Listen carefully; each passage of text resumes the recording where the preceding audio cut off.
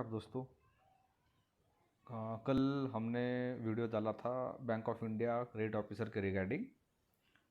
मुझे बहुत सारे बच्चों का मैसेज आया है कि एक रिज़र्व बैंक का भी एक नोटिफिकेशन आया है, उसके बारे में भी मुझे हमें कुछ बताओ, इसीलिए मैं ये वीडियो बना रहा हूँ। ये देखो, इसमें एक रिज़र्व बैंक ऑफ इंडिया का अभी एक नोटिफिकेशन आया है, एक एडवर्टाइजमेंट आया है, और वो रिगार्डिंग है ग्रेड सी के लिए। अभी आरबीआई ग्रेड सी क्या होता है, ये जो बैंकिंग की प्रिपरेशन कर रहे हैं या फिर जो वर्किंग है, उनको ये सारी चीज़ें पता है। मगर मैं तब भी आपको ये बता देता हूँ। एक आरबीआई रिक्रूटमेंट निकालता है आरबीआई अटेंडेंट की, एक एक आरबीआई असिस्टेंट की, और एक आरबीआई ग्रेड बी के लेवल पे। अभी ये ग्रेड सी निकाला है इन्होंने, ये की लैटरल एंट्री है, इसी वजह से ये बहुत रेयर है। और इसमें जो पे स्केल मिलेगा वो भी बहुत ज़्यादा है। अभी आपको मैं नीचे जाके बताऊंगा वो चीज़, सारी चीज़ें। मगर अभी अभी के लिए फ़िलहाल आपके लिए जो इम्पोर्टेंट है वो देखिए। इधर जो वैकेंसीज आई है वो 93 है।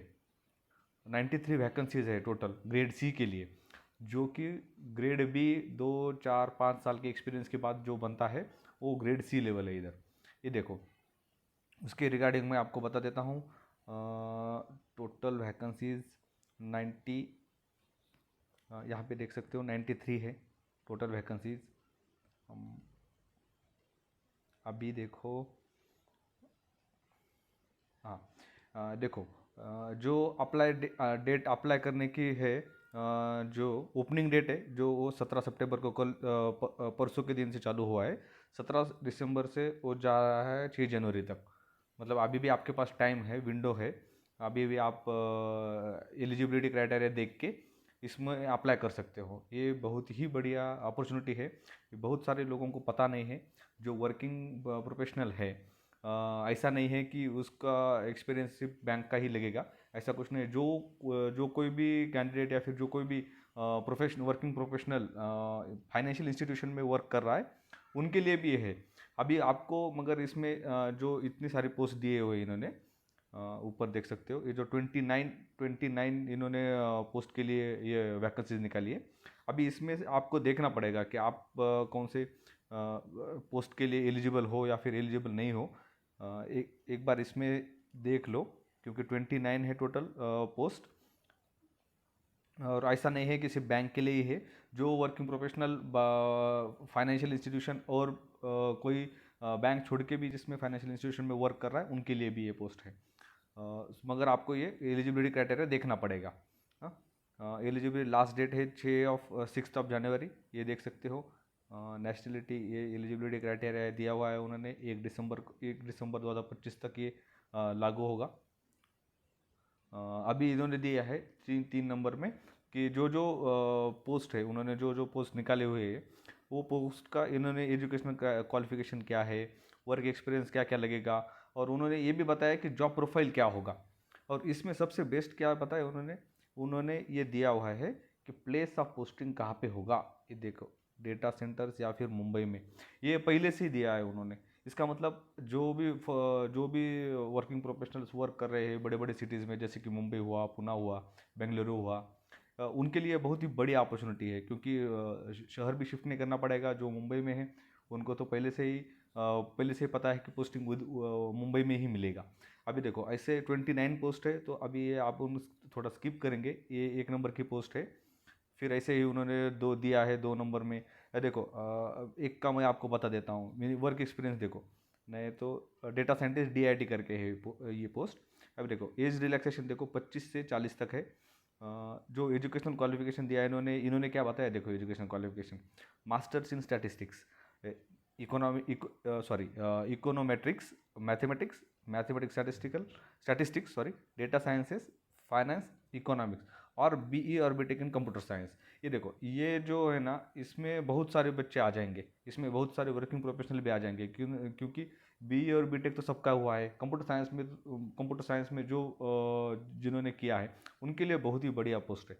और अभी देखो, वर्क एक्सपीरियंस क्या क्या लगेगा इनको। Minimum 4 years of experience as working as a data scientist और preferably in a financial institution, ये दिया हुआ है। इसका मतलब ये नहीं है कि जो वर्किंग प्रोफेशनल बैंक में काम कर रहे हैं उनके लिए ही है, ऐसा कुछ नहीं है। जो फाइनेंशियल इंस्टीट्यूशन में काम कर रहा है उन सब के लिए है।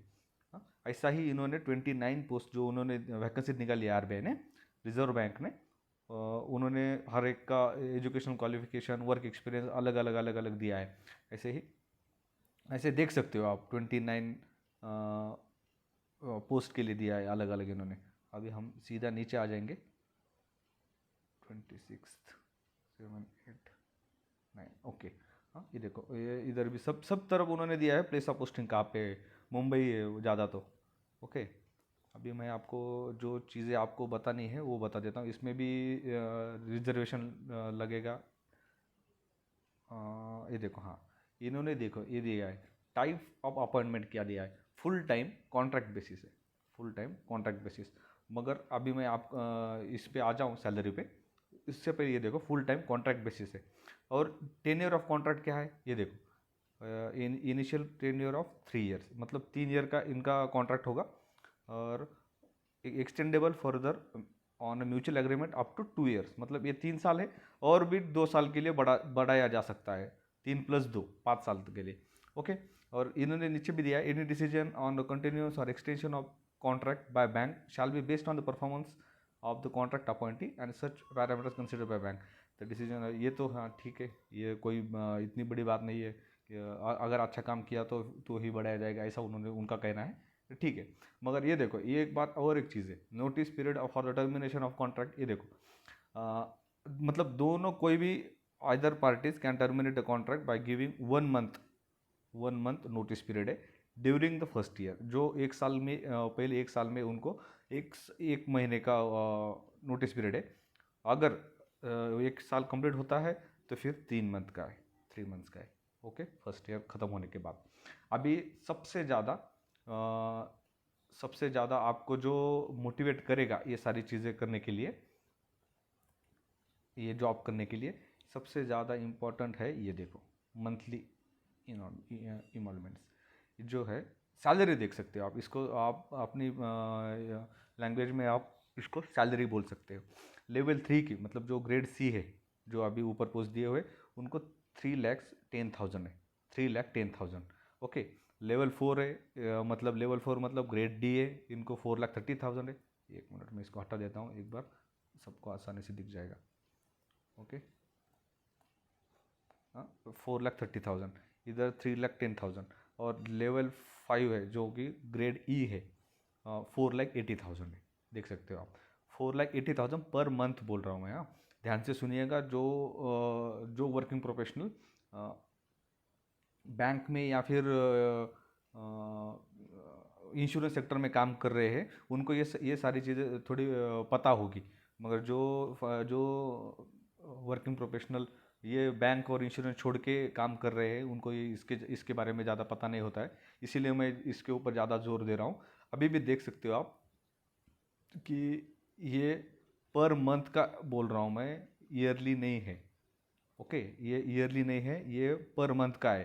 3,10,000 पर मंथ ग्रेड C के लिए, 4,30,000 पर मंथ ग्रेड D के लिए, और 4,80,000 ग्रेड E के लिए। ओके, हाँ इधर भी देख सकते हो, और भी दिया है इन्होंने कि selection committee reserve the right to fix and appropriate initial considered amount within range. ये रेंज दिया है इन्होंने कि इतना हो सकता है, 3,10,000 से 4,10,000 लेवल 3 मतलब ग्रेड C के लिए। ये है लेवल 4 4,30,000 टू 5,10,000 ये ग्रेड D के लिए, और लेवल 5 4,80,000 टू 6,00,000 ये ग्रेड E के लिए। ओके, ये सैलरी हो सकता है। इन्होंने और एक पॉइंट दिया है, देखो ये तो ये B पॉइंट हुआ, ये C पॉइंट में दिया है इन्होंने कि monthly compensation excluding housing allowance will be increase by 7% on successful completion of every 12 month during the period of contract including extension decided by the bank time to time. ये जो salary है ये तो फिक्स है, इसमें तो कोई change नहीं होने वाला। मगर जब भी 12 मंथ्स कंप्लीट होगी, मतलब 1 साल जब भी कंप्लीट होगा, तब आपकी सैलरी 7% से बढ़ जाएगी, और जितने साल का कॉन्ट्रैक्ट होगा उतने साल के लिए। Okay, leave and working hours दिया है, ये तो ठीक है, 30 डेज की लीव है। और हाफ ईयरली क्रेडिट होते हैं, ये इन्होंने दिया है। ओके, ठीक है।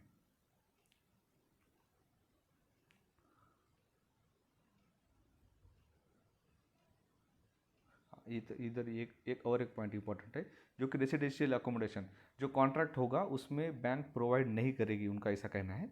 रेसिडेंशियल अकोमोडेशन मतलब जो भी फ्लैट कुछ मिलता है बैंक की तरफ से, आरबीआई की तरफ, रिजर्व बैंक की तरफ से, उनको नहीं मिलेगा, वो उनका कहना है। मगर कोई दिक्कत नहीं, इतना तो आप देख ही सकते हो कि 3.1 लाख का पर मंथ का सैलरी है ग्रेड सी के लिए। ऊपर देखा हमने 4,30,000 है ग्रेड डी के लिए, 4,80,000 है ग्रेड ई के लिए, तो उतना तो अफोर्ड कर सकते हो आप। ओके। बाकी भी दिया है, ट्रैवलिंग एंड हॉल्टिंग अलाउंस और अपॉइंटेज विल बी टाइटल, ये सारी फैसिलिटी मिल जाएगी आपको, ये दिया है इन्होंने इधर। और डिस्पेंस कॉन्ट्रैक्ट, ओके, ये भी ठीक है। प्लेस ऑफ पोस्टिंग देखो इधर, ये सबसे इम्पॉर्टेंट है, क्योंकि जो वर्किंग प्रोफेशनल है जिनकी शादी हुई है उनके लिए बहुत ही इम्पॉर्टेंट है, जो भी मुंबई में वर्किंग है। देखो पहले ही उन्होंने मेंशन कर दिया है रिजर्व बैंक ने कि place of posting will be in the Mumbai and prescribed account package includes housing allowance और सुटेबल, ये तो उन्होंने दिया है बनाने ग्रेड के लिए जो कुछ होगा वो, और मैंने ऊपर ही बता दिया ये सारी चीज़ें, ये आप पढ़ सकते हो आप अगर पढ़ना है तो आपको। ओके।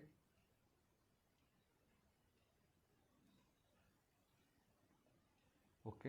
हाँ, इधर देख सकते हो आप, अगर आपको अप्लाई करना है, ये एक है कि अगर आप जनरल में ओबीसी और ईडब्ल्यूएस में बिलोंग करते हो तो 600 प्लस जीएसटी है, और एससी एसटी पीडब्ल्यूडी के लिए 100 रुपये प्लस जीएसटी है। ओके। अप्लाई कैसे करना है ये दिया हुआ है, ठीक है, ये सारी चीज़ें कोई ज़्यादा मायने नहीं रखती। अगर आपको करना है तो मैं आपको लिंक शेयर कर देता हूँ, कोई दिक्कत नहीं। और मुझे जब मैंने कल bank of India credit officer का वीडियो डाला था, उसमें कई सारे बच्चों का ये रिक्वेस्ट आया था कि सर आप जो इंफॉर्मेशन दे रहे हो उसके बारे में हमें आप एक अलग से ले लीजिएगा, मतलब सेशन ले लीजिएगा, मतलब डाउट वाला यूट्यूब पे। अभी मेरे पास उतनी फैसिलिटी नहीं है, इसीलिए मैं ये सारी चीज़ें नहीं कर सकता। जब भी मुझे ये पॉसिबल होगा तब मैं ज़रूर लूँगा, ऑनलाइन ही सेशन ले लूँगा। आपकी इतनी मेहनत बच जाएगी, चिंता मत करो। ठीक है, चलो गाइज, मिलते हैं अगले नोटिफिकेशन में। चलो तब तक के लिए बाय बाय, और चैनल को सब्सक्राइब जरूर कीजिएगा।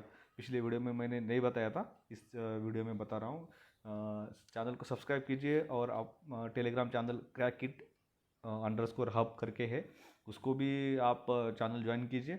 और इंस्टाग्राम पे कृष्णा मस्के 104 ये एक हैंडल है, और क्रैकिट अंडरस्कोर हब करके है, उसको भी आप फॉलो कर सकते हो।